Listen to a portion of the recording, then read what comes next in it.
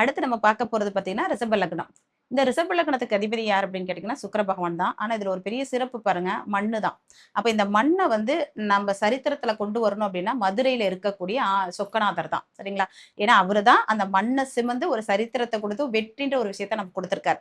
அப்போ ரிஷப லக்னத்துல பிறந்த நீங்க உத்திரட்டாதி நட்சத்திரம் வர்ற அன்னைக்கு சிம்மக்கல் ஏரியால இருக்கக்கூடிய ஆதி சொக்கநாதரையும் பிளஸ் மதுரை மீனாட்சி அம்மனையும் வழிபாடு பண்ணிட்டு வாங்க. ஆட்டோமேட்டிக்கா உங்களுக்கு நல்லது நடக்கக்கூடிய வாய்ப்புகள் உண்டு.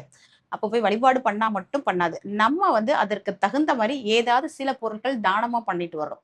அப்ப அந்த தானம் யாருக்கு குடுத்தா நல்லா இருக்கும் அப்படின்னு பார்த்தீங்கன்னா, கட்டட வேலை செய்றாங்கல்ல கொத்தனாருங்க. அவங்களுக்கு குடுங்க. அல்லது யாராவது வீடு கட்ட முடியாம பாதியிலேயே நின்னு போய் இருக்குன்னு சொல்றாங்க இல்லைங்களா? அவங்களுக்கு ஏதாவது வீடு கட்டுவதற்கு தேவையான பொருள்கள் வாங்கி குடுங்க. நீங்க கோவிலுக்கு போனா மட்டும் நன்மை நடக்குமான்றது இல்ல. சில தான தர்மங்கள் பண்ணா நல்லது நடக்கும். ஏன்னா, ரிஷப லக்னத்துக்காரங்க கர்ம வினை. இந்த மண்ணால கிடைக்கக்கூடியத அனுபவிக்க முடியாது அப்படின்ற கர்ம வினைய சுமந்திருக்காங்க. அதனால இந்த மாரி ஏதாவது தானம் பண்ணுங்க. இல்ல செங்கல் சூளையில வேலை பார்க்கிறவங்களுக்கெல்லாம் தானம் பண்ணாலும் நல்லது நடக்கக்கூடிய வாய்ப்புகள் உண்டு.